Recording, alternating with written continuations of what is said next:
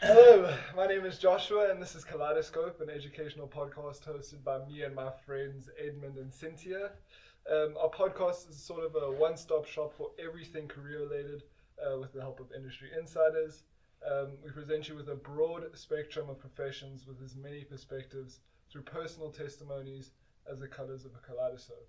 And today, if I can say so myself, is quite a special episode because sitting next to me is a man that's done a little bit of everything. You know, he was a teacher and he did manage. He was the managing director, CEO. Now he's a head of sales and volume steering.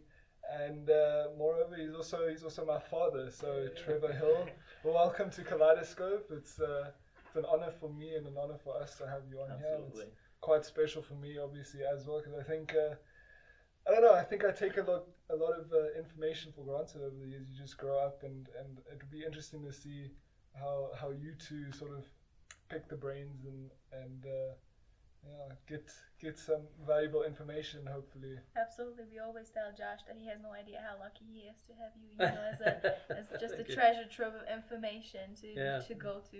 Yeah. Yeah, thank you. Thanks for the invite. It's really great, and anything anything I can do to help somebody along the way. I mean, that's part of being a manager is also being a mentor and being a coach and trying to help give people opportunities to get further in life. And that's what I've really tried to do all along is to really create pathways for my employees or whatever to find a way and to find a direction and a route and set them up for success in the future.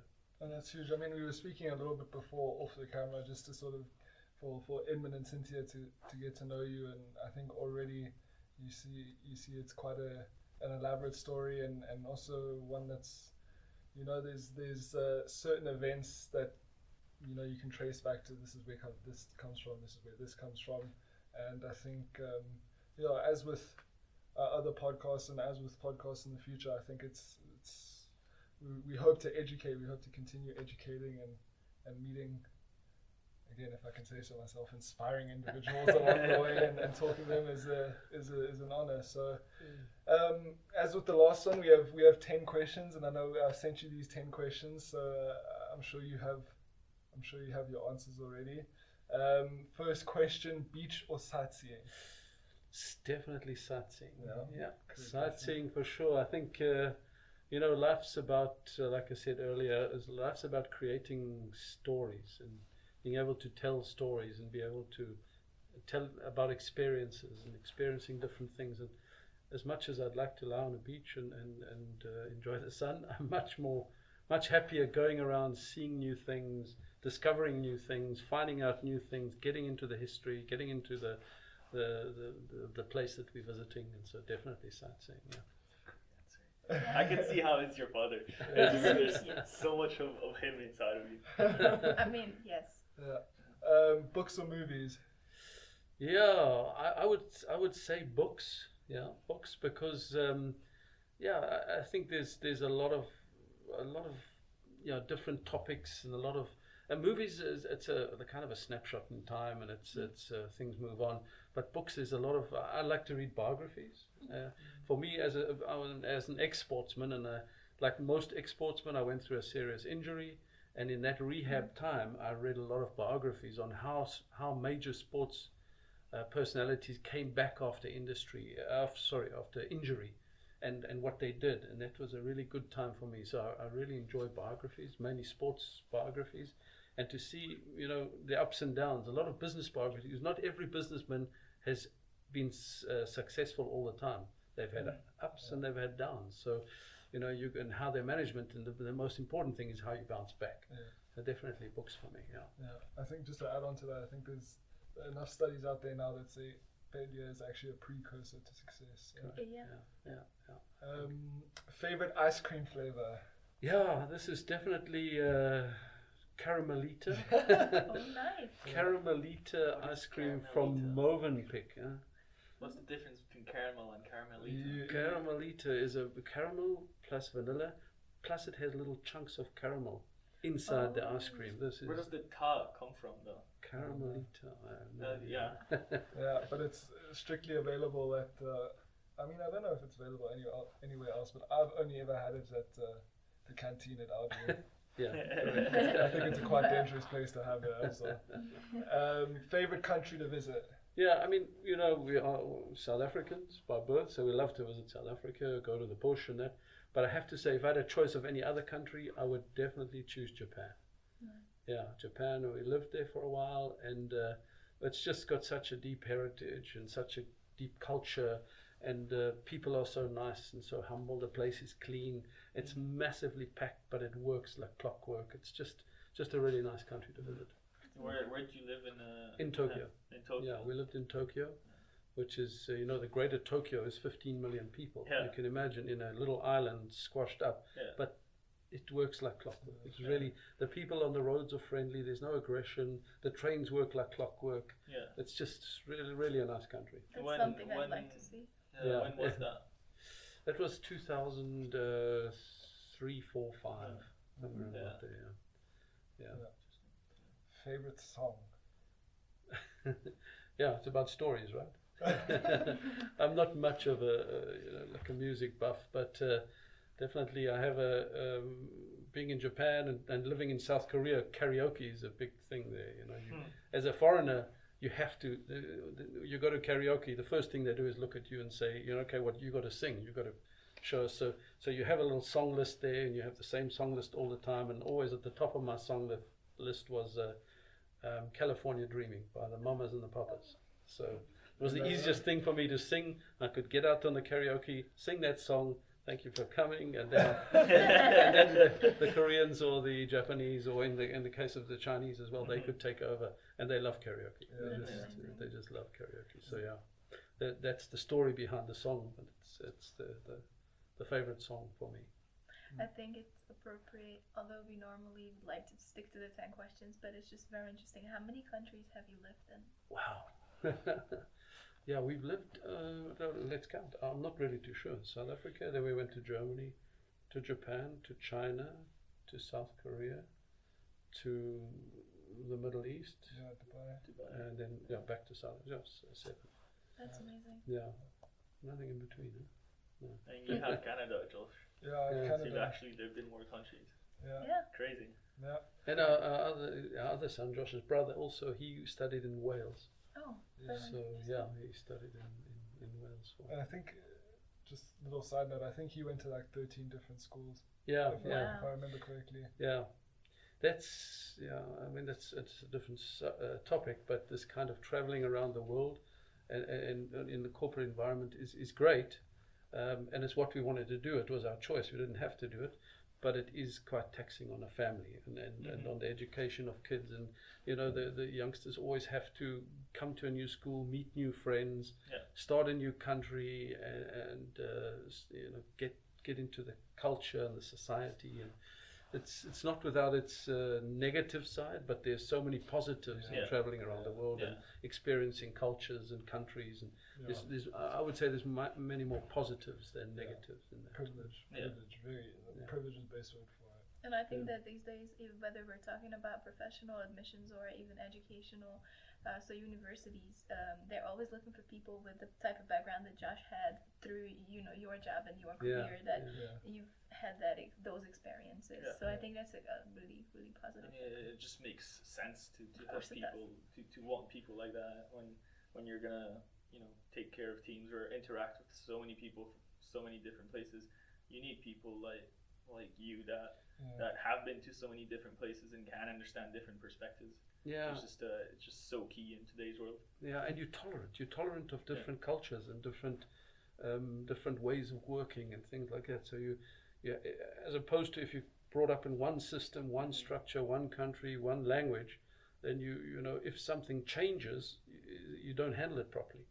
But if you've lived in many countries, you've changed a lot, you're able to handle those changes, and things change. In business, things change daily, and you're going to have it in your career or in your studies. Things change, situations change. You get a bad boss, and you've got to handle it. So you know, if you've seen a lot of things in life, then you handle it much easier than if Yeah, you've been brought up in one versatility. strict system. I don't know how much of a tangent we want to go out on here, but how did you? I mean, because you obviously you grew up and lived in South Africa. How was the transition from South Africa to Germany? Did you live it? How do you? Was it a positive change? Was it hard to change because it's drastic? Yeah, for me it was not so bad because I was working. You know, I had to go to work every day. It was very difficult because I didn't speak a word of German. So I went into we went into Bavaria. So it's even tougher than Germany because Bavarian is even tougher than Germany. And at that stage, it was in the middle 90s, 97. Actually, hardly anyone spoke English. So you had to learn German very quickly because you had no choice. So for me, it was the main thing was learning German and understanding the working culture there. But I was immersed in it every day. So and I learned German. I had studied an hour and a half every single day. So that was on my side. It was fine. But for my family, for my wife, and our eldest son was just 7 years old.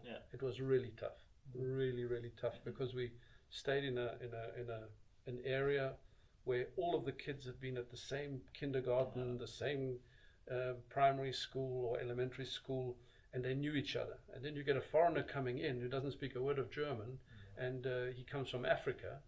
They didn't quite understand that. They actually didn't even know where Africa was. So we had to explain it to them and explain that he does wear shoes and he's white because their opinion was everybody from Africa is black. And then there's 4.5 million whites that live in South Africa. They speak English and Afrikaans, and they've been there for 300 years. So you have to explain all of those things. So it was a very tough start.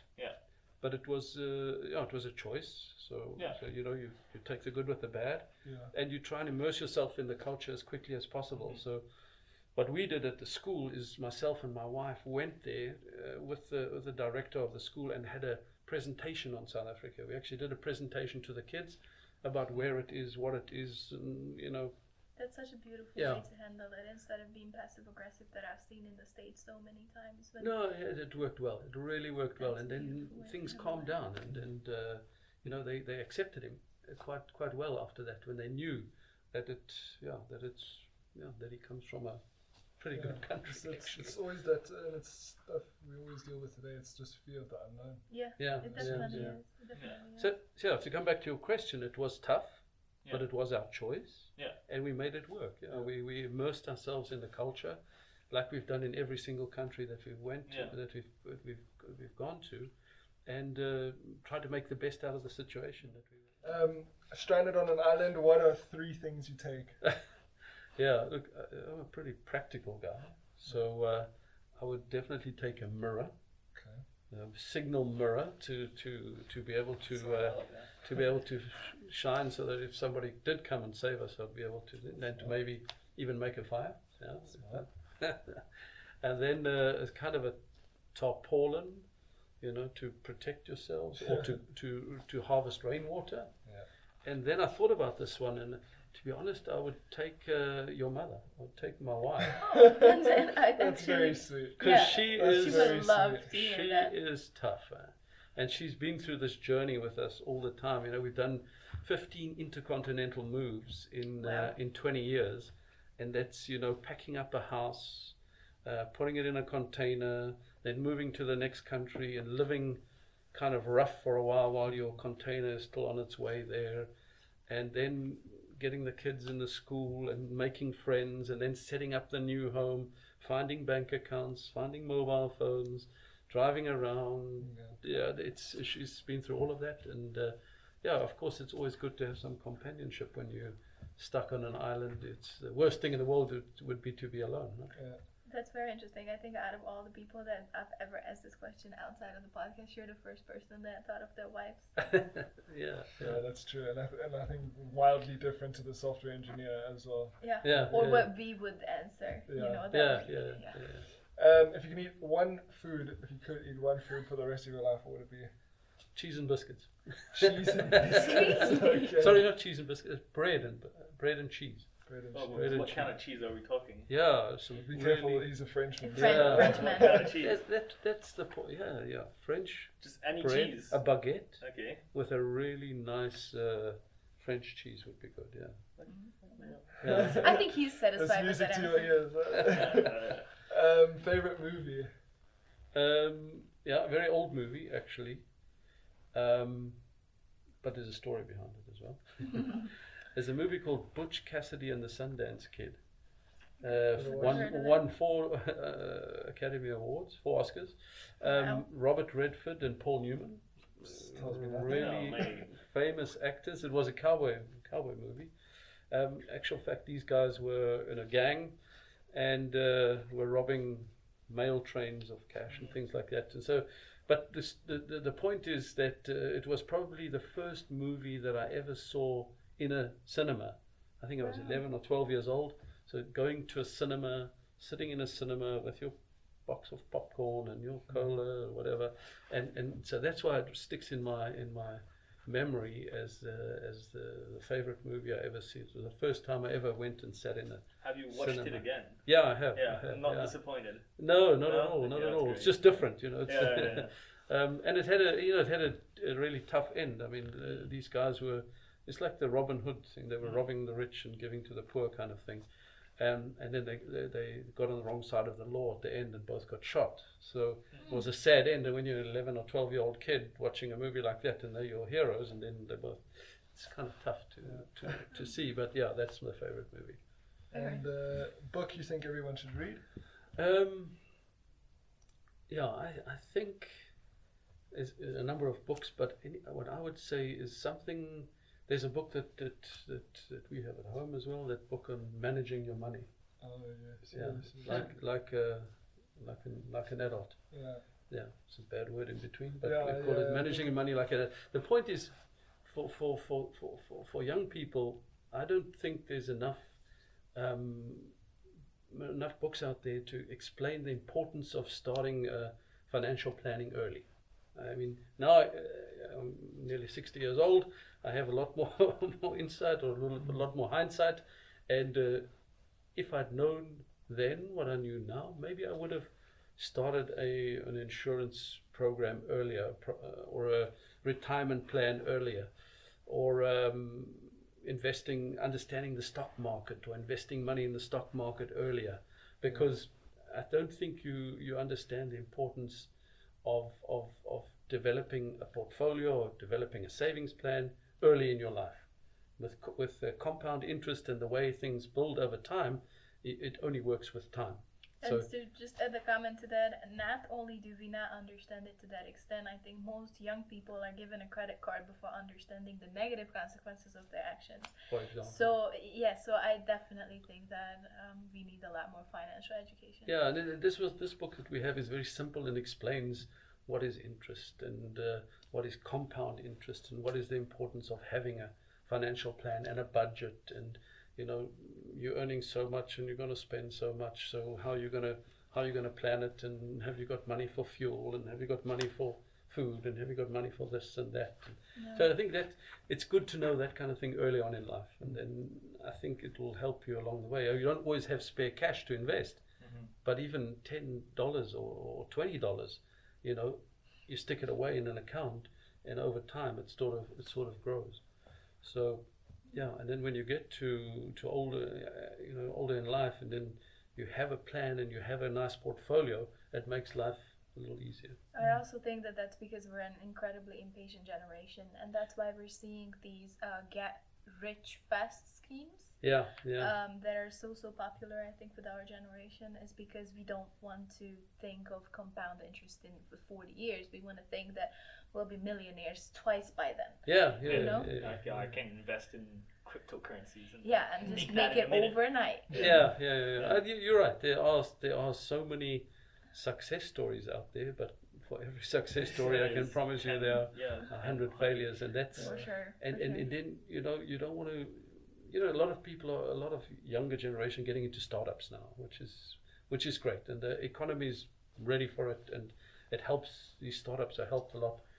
But if they go wrong, it's a problem, and then you're on the back foot early in your life. Yeah. So it's really, like you said, chicken and egg. Is you want to take the risk, you want to make a lot of money quickly, but you can also you need to weigh up the risk, and so there should also be some books that explain those kind of things, the negative side of putting everything on the line. Yeah. But you also don't want to stifle the risk taking ability and the opportunities that exist at the moment in the new economy, because there are huge chances in the new economy that you need to take, but it is not without risk. Yeah. 3 people you'd have dinner with. Yeah, probably a little bit strange, but I would like to have someone like Tiger Woods, just to try and get in his head and understand what he was thinking when he did all the things that he did, and he's a genius. On the golf course, he was a genius. He had everything at his feet, and he threw it all away. Yeah. So I'd like to get in his head. Bill Clinton. I've seen Bill Clinton live at a dinner. I was at a dinner with him, and when he walked in, it was like he had an aura around him. It was incredible just to feel the presence of the man. Also, I mean, had his good side and he had his bad side, but also try and get inside his head and understand how he thinks and what he thinks and how he thought he could get away with what he did get away with, and those kind of things. And then Nelson Mandela, for sure. I mean, the guy was incarcerated 27 years for something he didn't really actually even do, but he took it, and then came out of jail and changed the nation. Got a potentially civil war situation in the country, and just got the nation together, and molded them into a nation, and put them on a path. The path hasn't quite gone the way he envisioned it, but he started that path, and he got this 2 basically warring factions together, brought them together and put them on a path, and fantastic, like a real legend. Yeah. I think it's beautiful to see the ripple effect of inspiration at play here, because I think we are all inspired by you, and you were inspired by other people, and they probably were inspired by other people, and it's just really how it plays out. Yeah, great. I think we could do a whole podcast on these 10 questions. For sure. Because there's so many things, there's so many different alleyways you can go down with each question. I think, but I think to get back to the crux of what we're trying to do with this podcast and everything, and sort of bring it all full circle in terms of career, I think it's appropriate to start, because I don't think the audience knows exactly where you've come from, or sort of where you started and where exactly it did start. But maybe a good question to start with would be, how would you describe your job to a 10-year-old? And bearing in mind you do a different job now than the job you've done for the majority of your career. Yeah.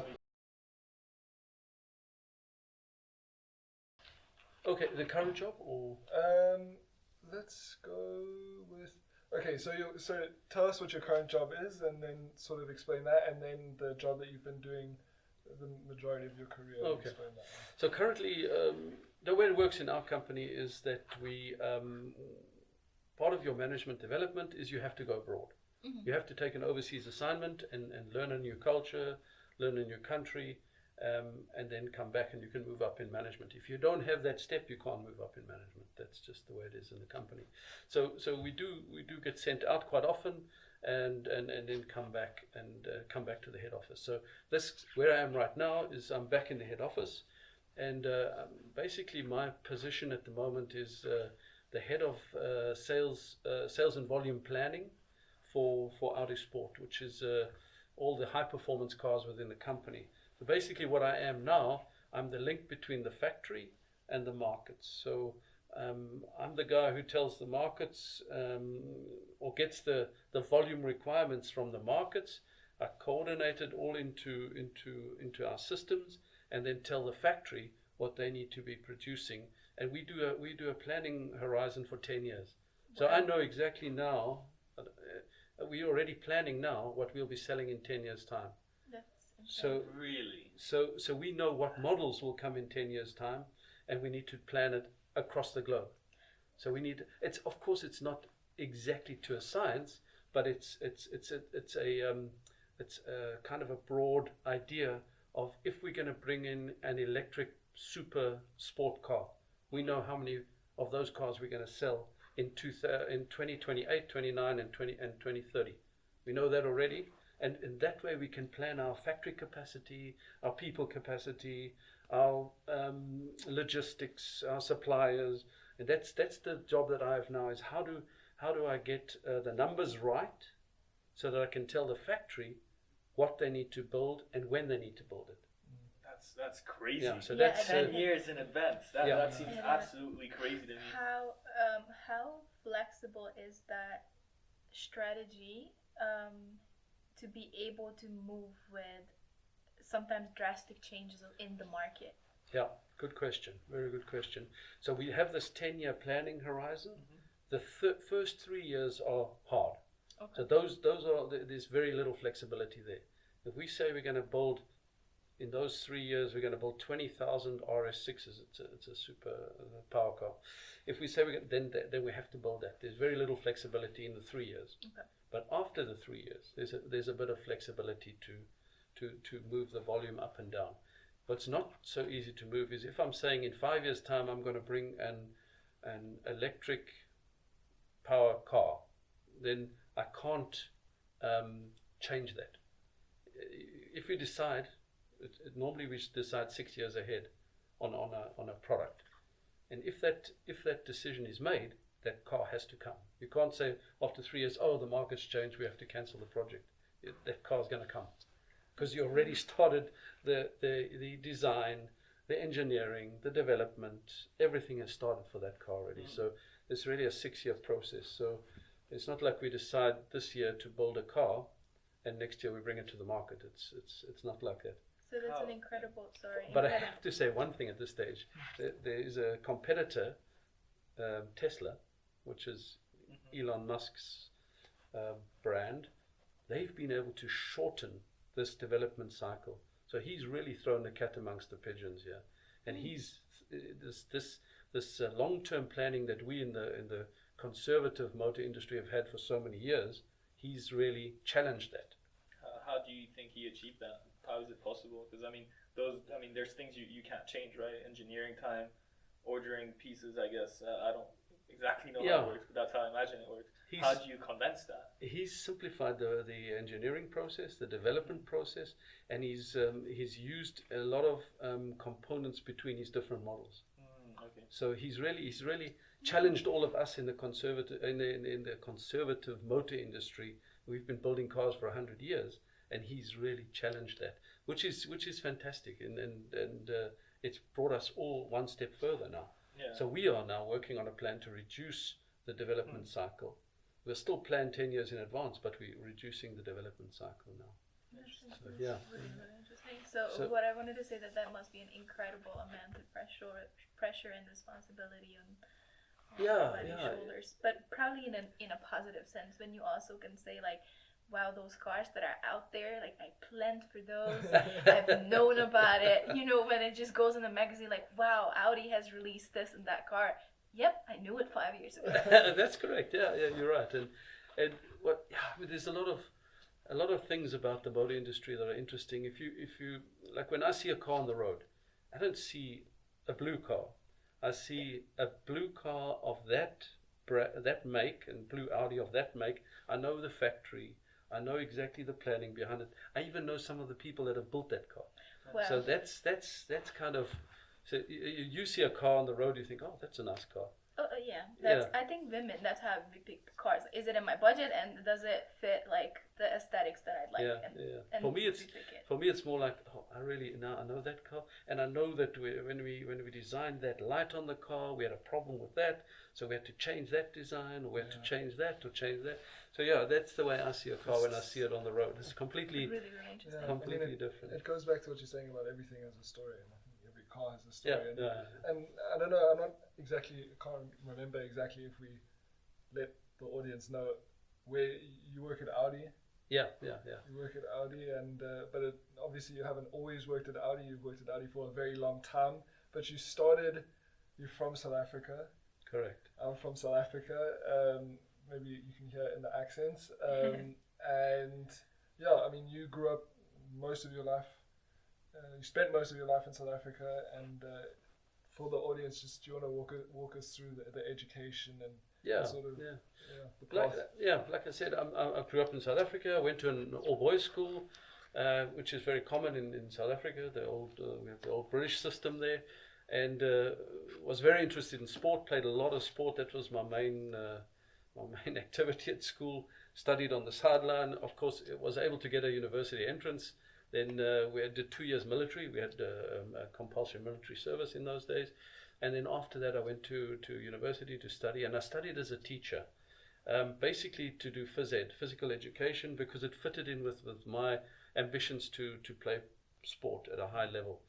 And I was able to train and study at the same time. And I was interested in physical education, and it gave me the chance to train. And that's how I got into studying teaching. Once I'd qualified, I still was playing my sport at a very high level. I played in the national team as well in South Africa for 5 years, played in the provincial team for 10 years. So yeah, it was a big part of my life. But then once I started teaching, I quickly realized that this is it's not going to pay the bills, and it's not going to get me to where I wanted to be. And I needed to then reassess the situation, taking some of the skills that I'd learned as a teacher. I moved into adult education, so into sales and management training. And that's when I started with the Volkswagen Group as a sales and management trainer, developing a training department in South Africa in those days.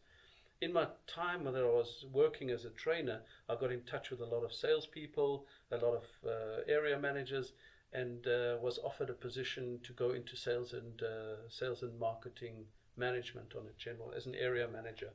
And so my career took another turn towards sales and marketing, into sales and marketing, and actually selling products, and actually setting up marketing plans and sales plans, and moving metal and all of those kind of things. And after that time, I then decided I wanted to go back into training, and I started my own training agency.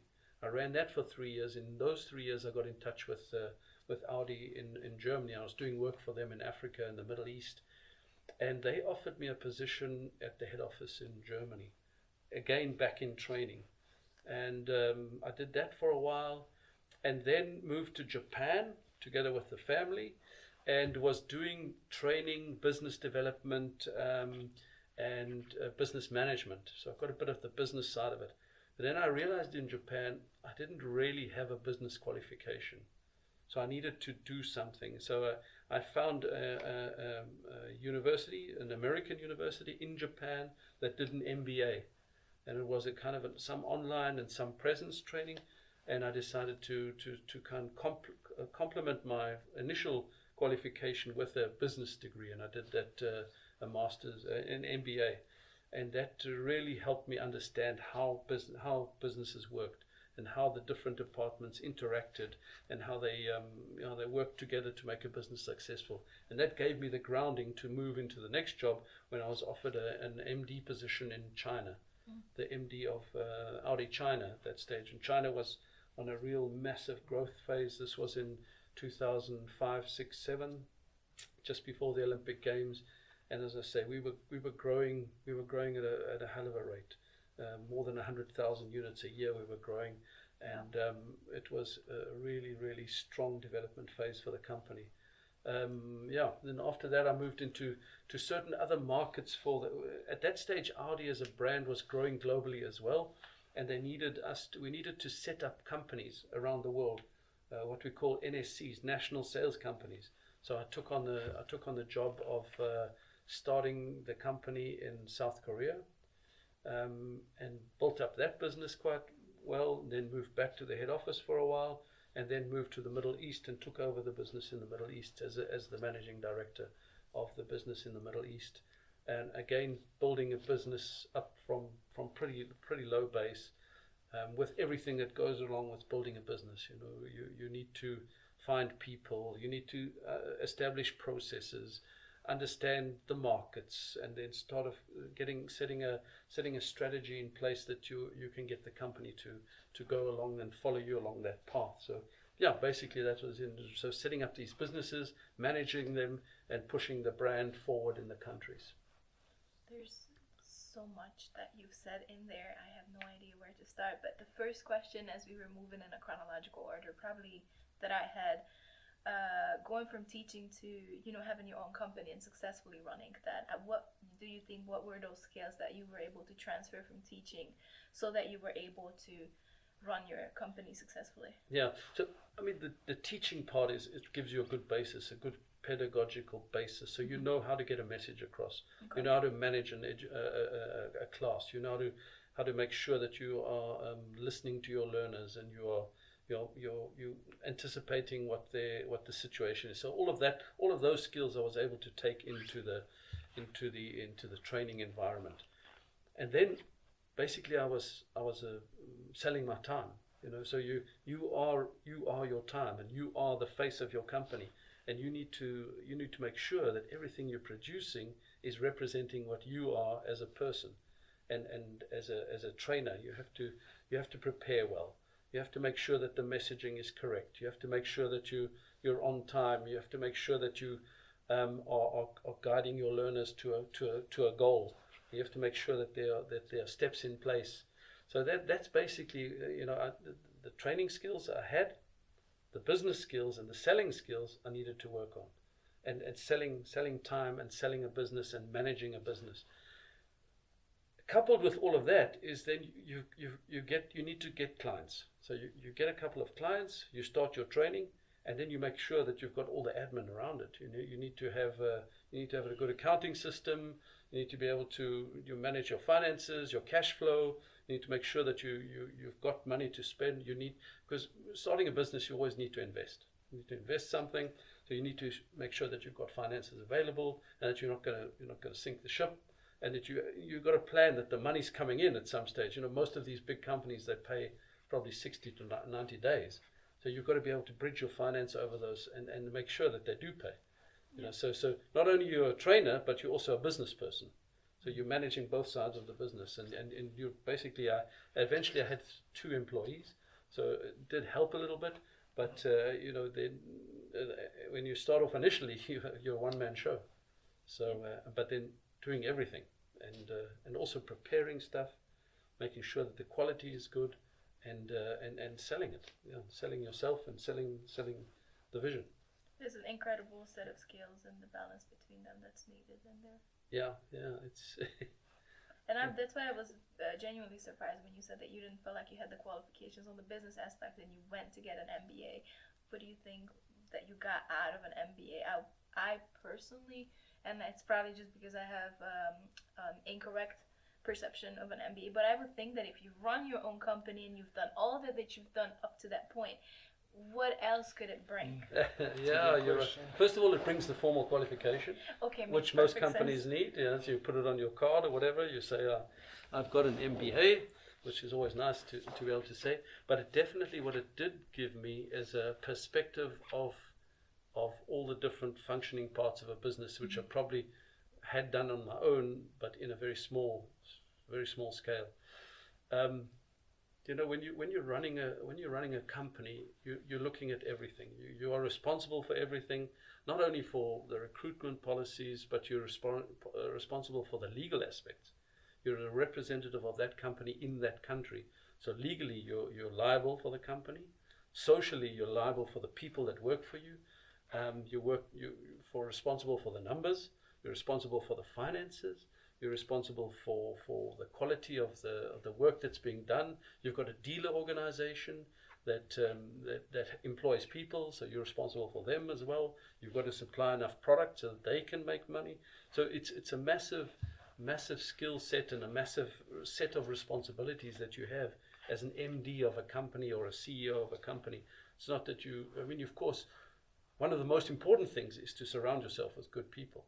And then that will ease your job as the CEO. So you have that's probably the most important thing, is to make sure that you've got people in place that you can trust and you can rely on, so that they can take the heat off you.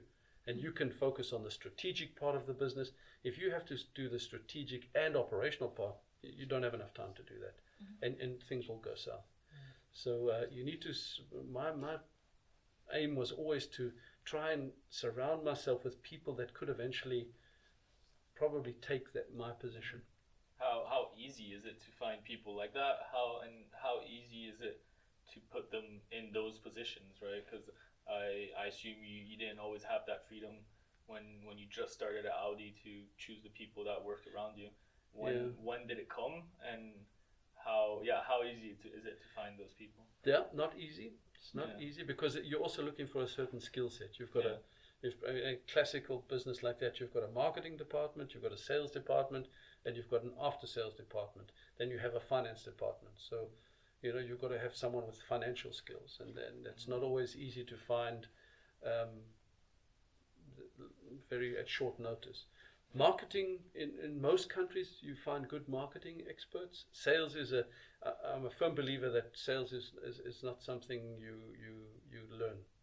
So you're either born salesperson or you're not. Of course, there are a lot of salespeople that learn sales, but it's not as effective. The most effective salespeople are ones that are born to sell. And after sales, you need a technical understanding of the technical side of the business. And and in businesses you also have HR, but HR basically these days it falls under the finance department. Most companies these days, finance, HR, legal, compliance, governance, they all fall under the CFO, the finance guy. So that's also a massive set of skills that a finance person. Normally, a finance person just studies finance. Nowadays, a CFO is responsible. Sometimes even IT falls under the CFO. So a lot of responsibility on. So you need to have a strong CFO. That for me was the most important. A strong CFO, me as the MD, and then you try to grow your own marketing and sales people. If you need to bring in because to bring someone in from another industry, it's good. You get a good impulse, but to understand the car industry is not that easy. You need to understand how the industry works.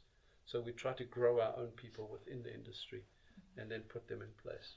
So how long have you been in the automotive industry then? Yeah, probably 30 years now. So 30 years. And how long have you been with Audi? Of that, 25. And the first 5 were with Volkswagen, so it's the same company really, but selling Volkswagen products. It's very different to selling Audi products. Can you guys imagine being at a company now for 25 years? That's exactly where I was going with that. That these days we switch careers every 2 to 3 years, if that, and if you don't, then it looks like that you're complacent.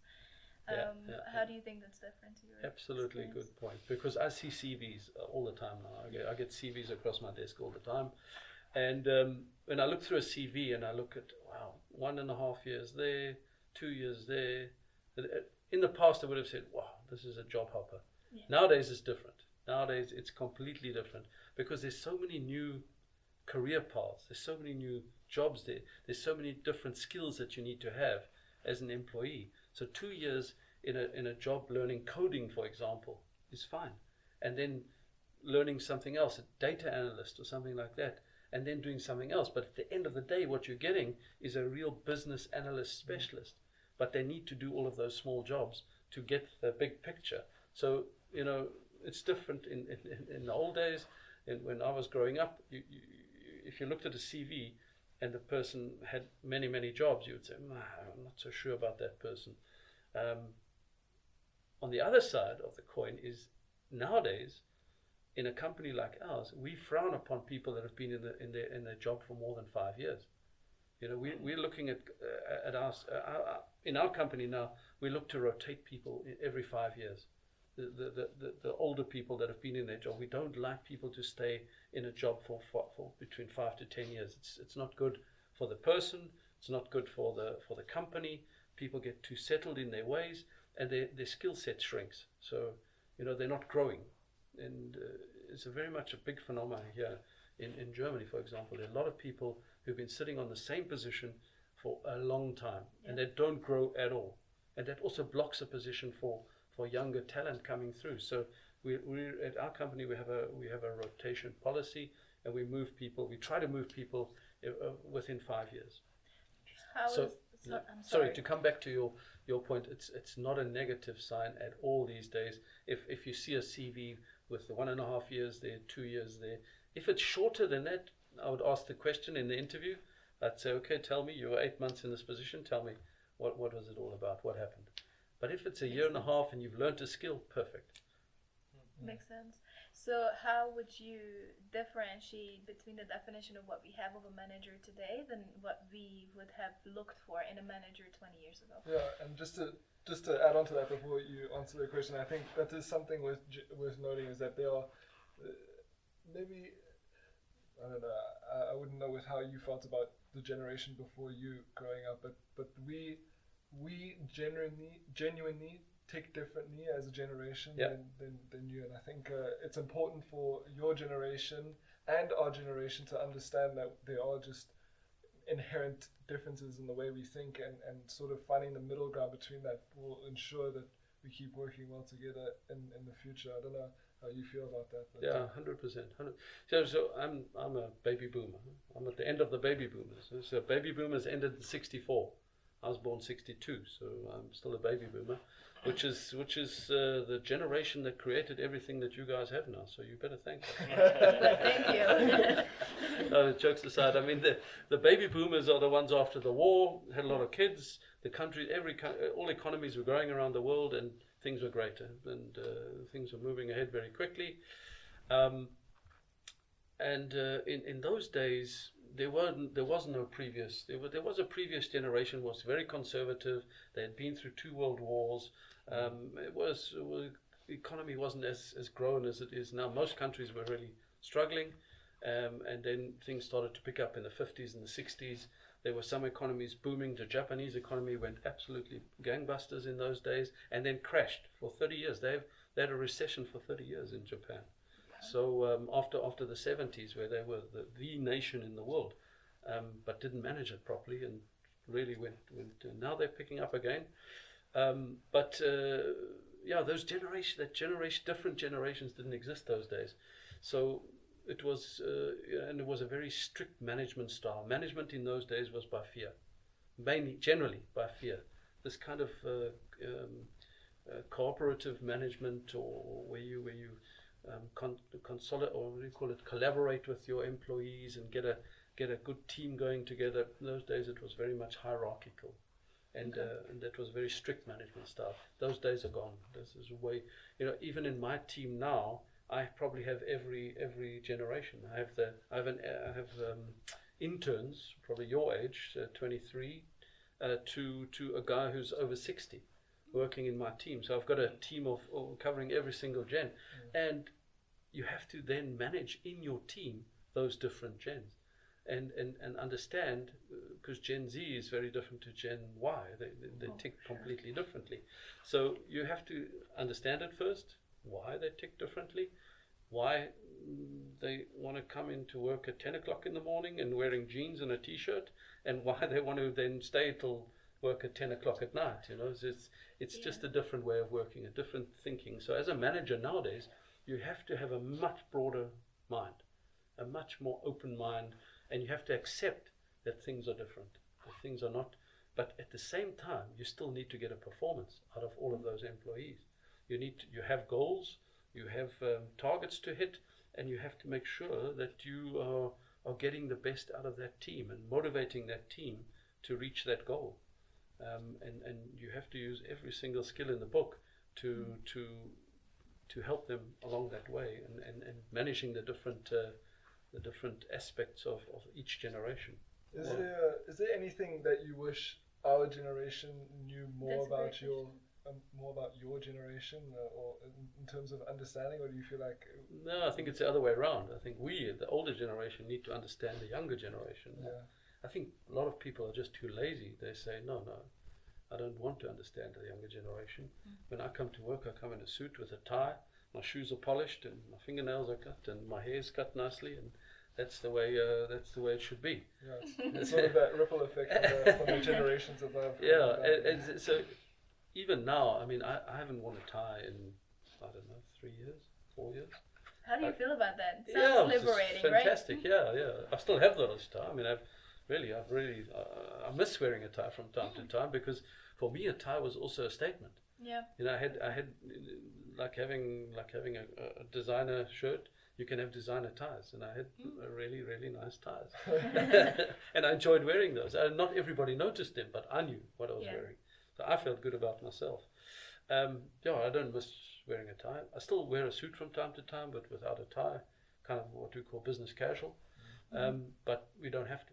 I can go into if I'm going into a board meeting, I think I need to look a little bit neater, and it also, you're portraying a certain image. If you go into a board meeting with torn jeans and dirty sneakers and a leather jacket, I'm not sure the board is going to take you that seriously. So, you need to adapt to the situation and try to see what the situation is. But if I'm have a day where I know I'm not seeing anybody, or I don't have any face-to-face meetings, I'll go in casually, and it's quite it's nice. It really feels good. Going back to managing your team, I've heard that there's a lot of tolerance that you have to have for those differences. Where do you think that that fine line is between still getting your goals and the performance and the tolerance? Where is that line? Yeah, I think it's a lot to do with communication. It's sitting with your team and defining the parameters and saying, this is what we need to achieve. We do a lot of performance management, so we'll sit twice a year with our employees and say, okay, we set the goals for the year. We say, this is what we want to achieve with you or with us as a department, and then halfway through the year we do a check. And we say, okay, where are we? Are we on target? Are we not on target? Are you on target as an individual? If not, you might have pulled up your socks, because things could get a bit hairy in the second half of the year. So we do these kind of regular checks, but it's all about communication. It's all about early identifying what the KPIs are, what the measurements are. I have to say that it's also different in different countries. In some countries you can't set targets. In Germany, it's very difficult to set targets for your employees. You can set targets, but you can't measure them. So because it's a union thing, the unions are very strict in terms of, for management, we get strict targets. You either hit them or not, and you get measured strictly on those targets. But for employees, like I say, we set targets, but we can't measure them. So it gives us a guiding principle. But it's really, really about communicating and giving an expectation to the employee, and to say, I expect us to hit these targets, and this is how we're going to get there along the way. And then communicating early if things are not going that way. To say, okay, look, we're halfway through the year. We haven't even started that project yet. We've got 6 months to go. We better come up with a plan now to see how we're going to get there by the end of the year. So, yeah. So anybody going into the field of management, maybe not as specific as your job currently is, but just generally field of management, what is your advice? Yeah, perhaps is there a typical pathway? And I know you deal with managers that are as young as 30 or their mid-30s, end of their 30s now. So these are, in relatively speaking, these are quite young managers as well. And especially for a large company. Was their pathway to getting into management different to your pathway? And can you see, is there one typical pathway, or are there many different ways you can get into management? Yeah, there are definitely many different ways. And in a company like ours, we also need to buy in extremely good talent, because we need those skills, in IT or in engineering or whatever, because we're a car company, we're an engineering-based company. We need to buy in those skills. And those skills come in with an expectation of moving up the corporate ladder very quickly.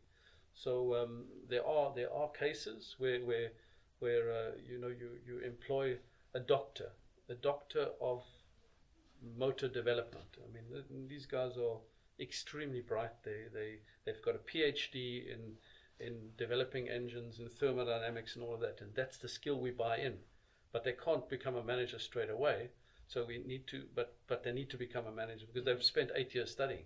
Yeah. So they're much more advanced in their studies and their understanding than the ones who've just done a 4-year degree or something like that. So maybe 8 or 10 years. And so we are aware of that. So but we can't just put them in at a management level with no management skills, no people skills, and no job skills. So we put them in a position. They understand their position very quickly. They get kind of moved up through the management ranks pretty quickly, because we need that skill in the company. We need people who understand. That's on the engineering side. 1 or 2 on the IT side as well. Now I'm not too sure if you're aware, but we've started our own IT company now. We will develop our own operating system for our cars. For the Volkswagen Group, we have 40 million cars on the road around the world. And our understanding is we want to have our own operating system so that we can use the data. We don't want to use a Google or something else where we lose the data. We want to use the data and keep it ourselves. So we developed this company now so it's a completely different set of skills. Now you need software engineers, you need data scientists, you need big data scientists, you need data engineers, you need all of these new skills which we don't generally have. So you need to buy them in. And they also come with an expectation. So you have to fast track some of those kind of managers up as well. So there are a lot of different paths to management. Well, I have to say that in the car industry, it's traditionally has been in the past a very male-dominated society, and there's you do see kind of A-type personalities, these kind of alpha males, extremely aggressive, really putting their elbows out, fighting their way to get to the top, and generally, in a lot of cases, it works. So that's a trait of management which has worked in the past. This kind of real, aggressive, punchy way to get to the top. I'm not too sure if that's going to always work in the future, but it has definitely benefited a lot of managers on the way to the top. And in our company, we have a history also of having extremely strong technical engineers at the top of the company, and it's they manage by fear, and they know everything about the car, so you can't really tell them anything else. They will tell you that's the way it's going to be, which is not good for a company. You need a manager, you need a leader that listens to the people, that understands the broader picture, and is not just focused on one thing. It needs to understand, it needs to have an understanding of engineering, but needs to understand that there's much more to a company than just engineering. There's one comment I just wanted to put out there as the woman in the room. What we are, I think, currently seeing is that we have a lot more opportunities, but women may not be interested in management. So I don't necessarily think that it's a male-dominated room because we didn't have or wouldn't have had opportunities. I think it also has a lot to do with interest. I personally wouldn't be interested in going into engineering or something very, very technical, even if I had the opportunity. So it's not because I wasn't given an opportunity. So I just wanted to put that out there. But no, it's also not the same generation, right? Like people that are in management positions now are people that were educated 30 years ago. Oh sure, but how we were talking about the fact that it may not be the same in the next generation. That type of management may not work in the next generation. I don't necessarily know if we are just that interested in that. Your infatuation and love for cars and all of those technical things, I don't see that in a lot of my female counterparts. Like you're saying, there's a lot more opportunities now. So in our company, we have a real policy of promoting, of making sure that we have a much better female representation in management. So we're really going, because it's a car company, and it's not, like you say, it's not typically the field that ladies would like to come into, but we definitely have a lot of very good lady talent that are coming into the company now, and that are going places within the company, and we are actively trying to create paths. Of course, it's always like you say, the interest is because when you get to a situation in life where you've got a family, you've got to balance the responsibilities of being a mom, bringing up kids, and a career. It's not impossible, but it's that much more difficult. I have to say that here in the German market, or in Germany, there's a lot of good social regulations in place that the man can he gets what do you call paternal leave now, which never existed in my day. There was no, but these things have been brought into place now to try and get a better balance there and try and make sure, because there's a massive amount of talent that goes to waste in Germany. You have really good, well qualified ladies that come into the industry, get into a certain level, and then they have a family and they're lost. They're lost to the system because they've decided to have 1, 2, or 3 kids. They're gone. Out of their own choice sometimes, but out of necessity sometimes, because there wasn't a good enough structure in place to help them. And there's talent there, and it's gone. So I think the German economy is losing out on a massive amount of talent. So we as a company now try to create opportunities to get that talent back into the workshop, into the workplace. For example, we have a job split. So we say we take 2 moms with kids and we give them one job, and they split the job. So you have 2 managers managing one job, but it's 2 people on the same position. So one works for 2.5 days, the other one works for 2.5 days. And the other 2.5 days they've got time to... How well do you think that works? It's working really well for us now, That's surprising. It's working really well for us now. So, we've got a couple of those situations. But it's up to the companies now in the country to try and create opportunities to get this talent back into the workplace and create the opportunities for development. I think it's absolutely key. And I don't think I agree with you, Cintia, that I don't think it's just a problem of interest as well. I think because of the lack of opportunities that were given in the past, then like the interests of the future generations change because of the models that they've had, and the more opportunities like this come, the more and more women will be inspired and will be taking more and more opportunities like this. I'm pretty sure that we could debate about this, but if you look to Scandinavia, where you have opportunities to study whatever you want, you see even less women in technical fields, meaning that when you get to choose what you want and you're well paid for it, and it doesn't make sense, like it doesn't just mean only if you're an engineer or if you're a doctor that you will be able to pay your bills, but you can pay your bills from whatever you want to do. Women go even less into technical fields. I don't know if I agree with you completely. Obviously, I don't know the numbers you're talking about, but I don't think I don't think you're defined. Being a woman defines what you're interested in or not. And I think the more role models we will have in the future, being in charge of big companies, the more future women will feel inspired and want to go into these fields. I do have to agree with that aspect. But we'll see. I mean, it's really a weakness in our industry now, and it's something we're working on though. But because there's definitely benefits also in a boardroom of having a good spread in the boardroom.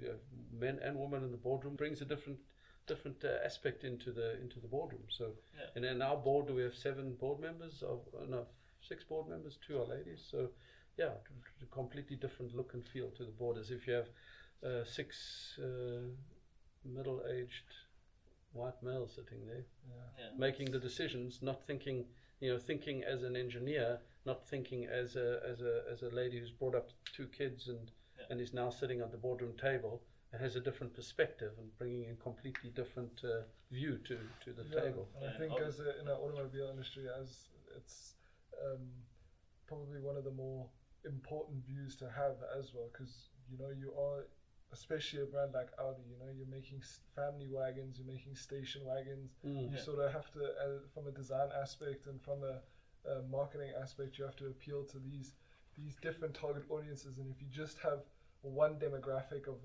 a person in the boardroom, then obviously you're not gonna, the marketing is gonna be awful, and the design may be awful. You may forget about things in design. So I think there's a lot to say about that. But just to go back to your... Just to say one important point there.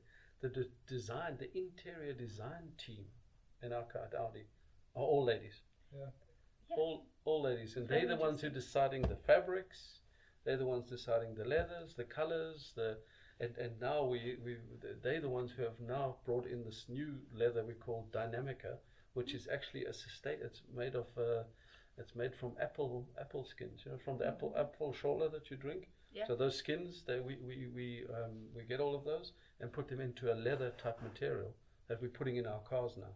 That's It's amazing. called Dynamica, and this is a big thing for the future is sustainability, and how are you going to bring sustainability into car manufacturing. And so this just to say that team is all ladies, and they're doing a fantastic job in understanding that sustainability is a key aspect of car development for the future. And if I can just add to that on a personal note, I think Audi's making the best cars that they've made in it since I've known Audi. I feel like this current wave of cars that's coming out is top tier. Just a little side note. So you mentioned these employees or these guys with technical backgrounds get this sort of fast track, if I can say that, fast track path to management. What a CV comes in onto your desk of somebody in marketing or talent in marketing. What does that talent in marketing, what does that CV look like, or what is that for social media or any of that? Yeah, I mean, for me, it's definitely what have you done.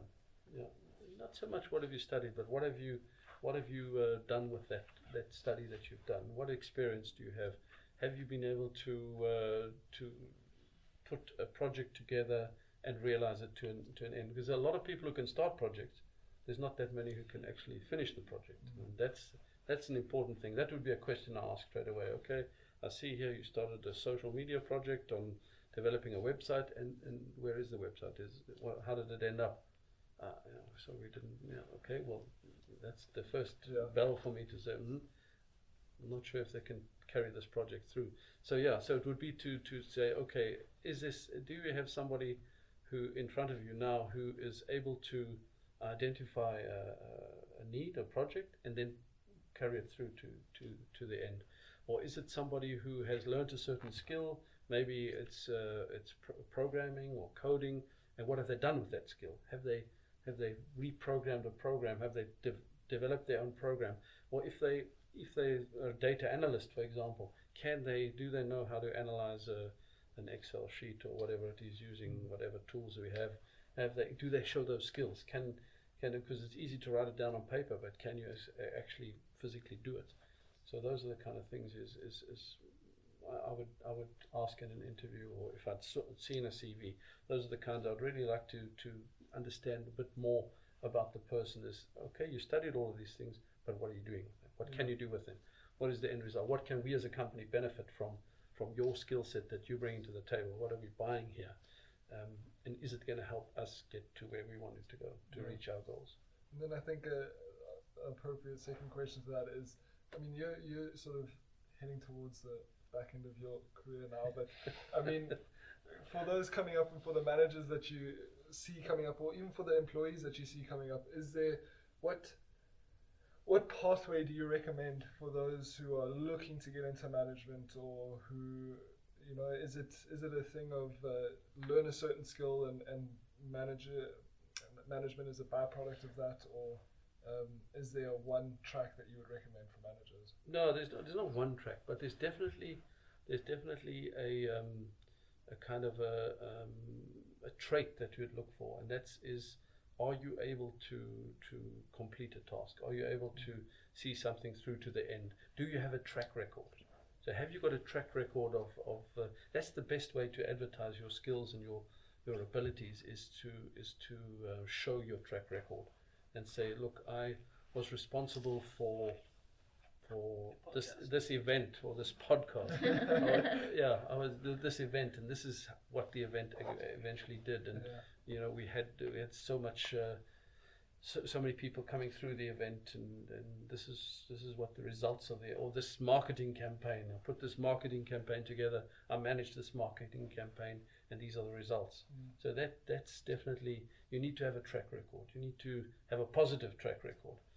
Of course, there will be bumps along the way, but generally it needs to be a positive track record. And you also have to in most companies you need to go through a formal management assessment process. So first of all, you need to impress people with your track record, to be nominated to get on that process. And then in our company, it's a 2-year process to get into the first level of management, which involves a lot of on-the-job assessment, observation on the job, and an assessment center, where you need to go through an assessment center for 2 days to get recommended to go into management. It's a 50% fallout rate. Wow. So it's a really tough. You don't just you don't just appoint managers. Yeah. And then after that level is where you have to take your international. So you become you need a to get into the first level of management. You need to have a change of department or change of division. So that has to be. So you can't go up through the same division. You have to have a change of division, and then to go from the first level of management to the next level, you have to have an overseas assignment. That's a given criteria. And to go from the top level of management into board level, you also need most board members have done some time abroad. I've got it. Sorry, I'm gonna forget this question if I don't ask it right now. So, please. I think maybe all three of us can sort of agree that anxiety is sort of a thing that perhaps cripples people our age these days. Being a manager, you obviously have to make the final decision most times. Well, how do you deal with the stress of sort of making that final decision, being the one who has to make the final decision, all things considered, and you will be accountable for it. We will be held accountable for it. It's a great point. When you're moving into management, you're always aware that is one of the traits you have to have. You have to make decisions. You're not always going to make popular decisions. You're going to make some people extremely unhappy and some people extremely glad. And you have to, and you can't take it. You shouldn't take it personally, because basically you are making that decision in the best interests of the company, or to attain a goal that you're going to. So, but I mean, you know better than anybody else. You have sleepless nights about, you know, if the business isn't going so well and you have to cut costs or cut headcount, or that's, you know, those are the worst parts of being a manager. Is at some stages you've got to make tough decisions and decide to get rid of people, or to advise. It's not that difficult to advise the marketing department that they can't spend all their money. They spend half their money. They're not happy with it, but that's the decision you have to make in order to make sure your company's is surviving. So it's very difficult to not take it personally as a manager, but you shouldn't. You should try to cut, you know, saying how do you do that? How do you deal with that? How do you sleep at night? Not always well. Not always well, especially as an MD, because you have you know, in this job now I'm pretty much in one column. I get the numbers, I put them in, and I advise the factory what to do. It's a little bit easy, but as an MD, you're looking at the entire company, at the market, at your competitors, at the finances, at the legal side of the business, at compliance. And those have become major issues these days: compliance and the legal side of the business in a country. You have to make sure that all of your staff are acting compliantly, and in some cultures, compliance is interpreted differently to us. So you know, as an MD, you've got 100. You what do you call it? Balancing 100 balls at once, and you're trying not to drop them all. But you've then got to prioritize your thoughts and your ideas, and you've got to try and take the personal side out of it, and try and focus on the functional part of running a business, and saying, okay, this is what I'm deciding, and it's not because I don't like that person, or it's because this is what I think the business needs, and this is what I think the law or the rules and regulations in the company are telling me. This is the way it is. So you've got to try and separate that kind of personal feeling, but you can never get away from it, because you know, people are involved, families are involved, careers are involved, personalities are involved. So you always have to keep that in the back of your mind, but always remember you're put in that position because you you've shown skills to manage a company, and that's what your board or your supervisory board or whoever, that's what they are wanting you to get the results. And at the end of the day, if you don't get the results, that's it. That's the end of your job. So you have to make those decisions to get the company to where it's going. So I think as we are slowly coming to the end here, where do you see yourself in the future? Sightseeing. Sightseeing. That's great. No, I mean, it's I personally, we've discussed it as a family. I definitely see another opportunity to go abroad and maybe run a company, one of our subsidiaries again. I'm not sure it will happen, but I still have that burning desire to get out into the world and make a difference in one of our subsidiaries. So otherwise, being back in the head office and working out, because we retire pretty early these days, so that's also an option to retire and then start something new. So in my kind of case, I'm always looking for new opportunities. So already now I've started to look into a few things that I could do when I go into retirement, like trying to understand the stock market, for example. This is an incredible, complex structure, and if you understand it correctly and you play it correctly, I think it's really interesting because the stock market is a zero-sum game, right? People win, people lose, and you just want to make sure that you're on the right side of the zero-sum game. But there's so much psychology in the stock, and that's what I think will keep my brain working when I retire, will keep me busy, and it will keep me. If you could pick one country, one subsidiary. That's what I was going to ask. Okay, perfect. And what country would it be? Wow. Yeah, this is actually quite an interesting question. Yeah. Personally, if I could choose one, I would choose now a country in South America. Very interesting. In South America, because I haven't done South America. I'd love to learn Spanish. Oh, great. I'd love to learn Spanish or even Portuguese. So Brazil, Argentina, Mexico. One of those I'd like to do. Yeah, this side of the world I've done. Pretty much Asia we've done. Europe we've done. US, it's not that interesting for me, to be honest. How well does Audi sell in the US? Not bad. Yeah. We're increasing. The business is increasing, but it's taken ages to get the business moving there. Yeah, it's a very, very conservative society. But if I had a choice, which is not the easy choice, but it's the most interesting, I think, would be South America. It sounded like that Josh, you learned something about your father now. Yeah, that was the first I was hearing of that. I like this question here that we have. I think I don't know if I've ever asked you it, but do you have a favorite memory from your job? Yeah, I like that. Yeah. Oh, there's so many. There's so many great memories we've had, and working in so many different countries. As an MD, you get fantastic opportunities to meet really famous people and go to big events. And I think what would be the favorite memory? Yeah, very difficult question. There are so many. I would think something like going to Le Mans, the 24 hours of Le Mans. It's the motor race. It's like the pinnacle of endurance motor racing, which we won 11 years in a row with Audi.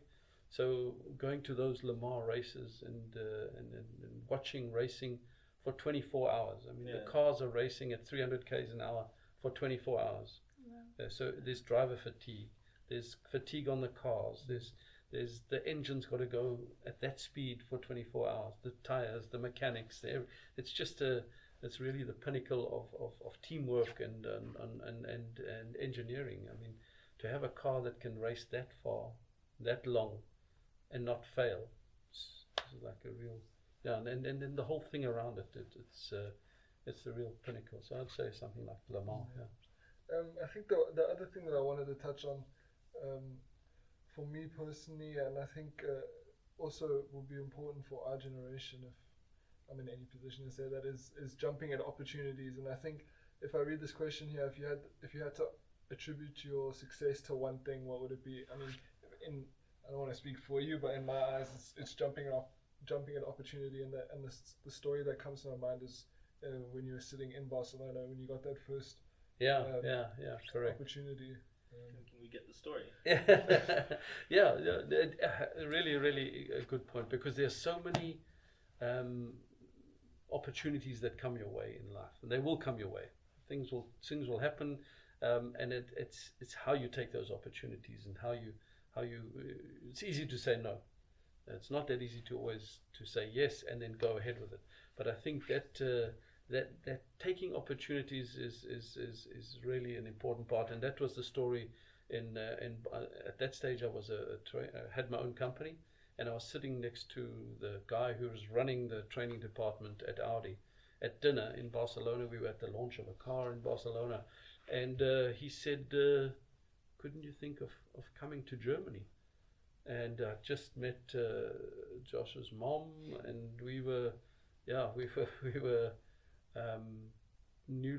pretty newly together at that stage.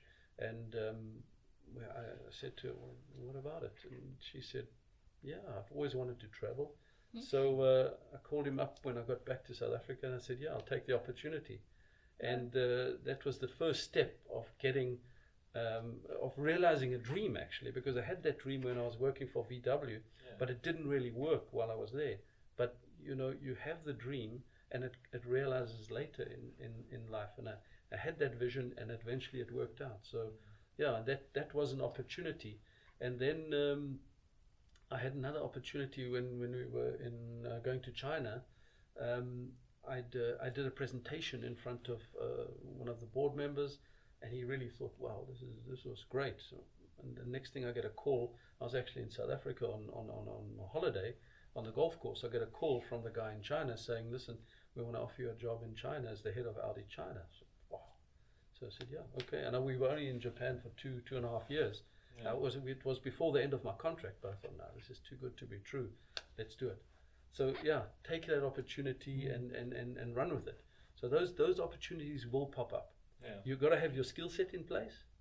You've got to make sure that you can. And it's actually, sometimes you take on a job where you think, wow, I don't really understand this job, but don't worry, you'll learn.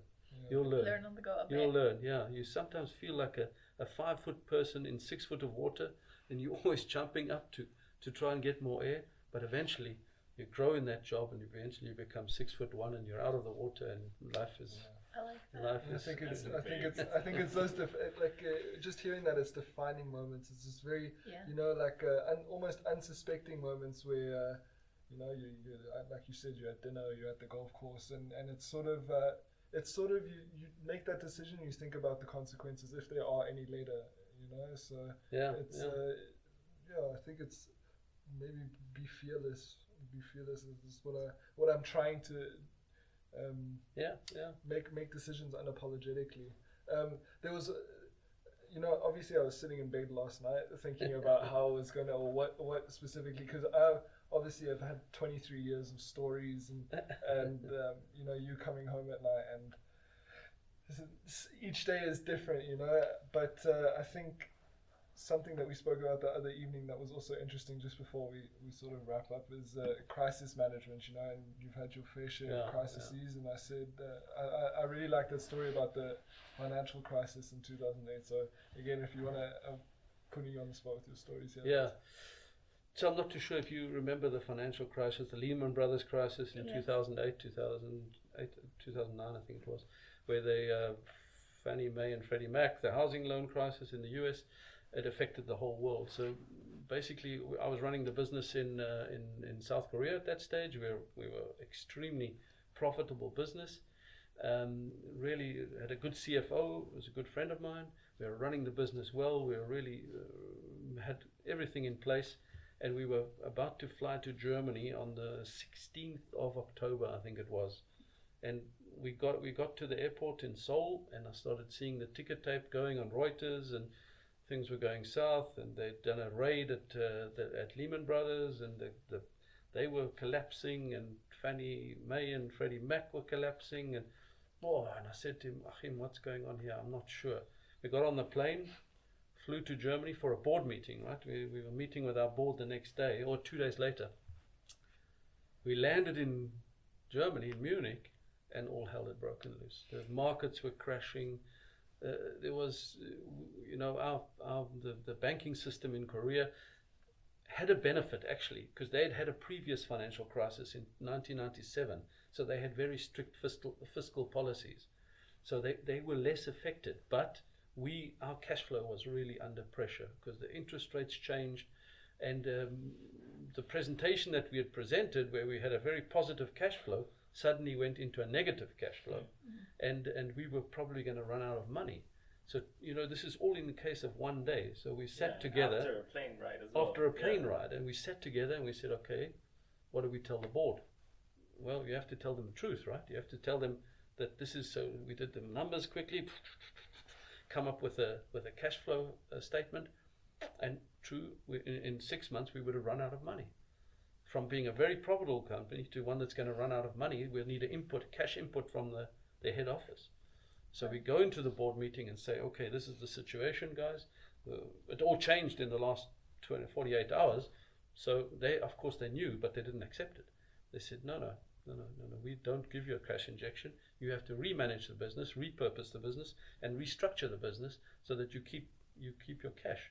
At the end of the day, they would have given us money, but we had to go back then, restructure the business, cut the marketing budgets, cut all our costs, and try to make sure that we kept our cash flow going for the next 6 months until things picked up again. And that's what we did. So it was really, like changing on the fly to adapt to a situation that we never anticipated happening. In fact, nobody anticipated that massive crash in 2007 or 2008. It was a massive financial that affected the entire world, and that's one of the big crisis management things that you have to do as a manager. You've got a board that you've got to report to, and they're expecting you to come up with the solutions. You can't go to the board and say, listen, we're going to run out of money, please give us money. They don't take too kindly to that. So yeah. So overall, and this is not necessarily related to your job, but just on your view in general on our economy, I'm not 100% sure if we're out or done with the aftermath of 2008, and now we have COVID. What are your views on the economy in the next 5 years? Okay. Go. Okay, so good question. You say like after 2008, I think definitely after 2008, there's been some significant economic growth all around the world. In fact, the stock markets have all been on a bear market a bull market for some 11 years. So at some stage, the longest bear market that they've had for centuries. So it's really definitely going to be a challenge going forward. There has to be a correction in the stock market at some stage, but when it comes and how it comes will be determined by how the federal banks jump in and support the economies around the world.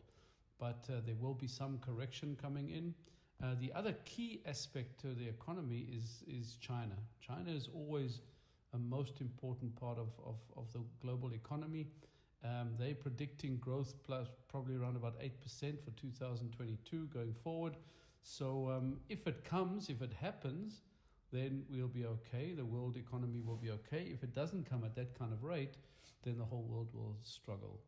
So from a global point of view, I think there is some opportunity. There will be a correction in the stock market. How deep it is, nobody knows.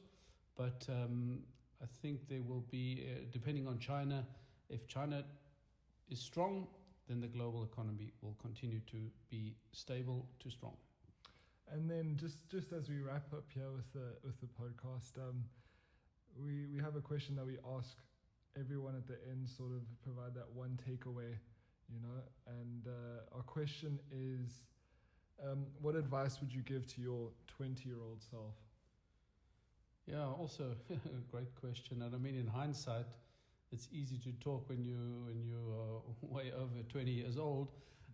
But I would definitely have, if I had the chance again, be a much more prudent in my financial planning, and probably start some kind of financial plan, investment plan, savings plan, retirement plan much earlier in life. I think there's a lot to be said for compound interest, and I think that's the one thing you can do when you're still young, is that you can start up a small portfolio that grows year on year on year. Even if it is just 20 or 30 bucks a month, it will grow significantly over the years. But that kind of effect of compound interest you can't gain when you start much later. So the earlier you start, the better it is. And I think that would be understand compound interest, understand how it works, and understand the importance of an early financial plan.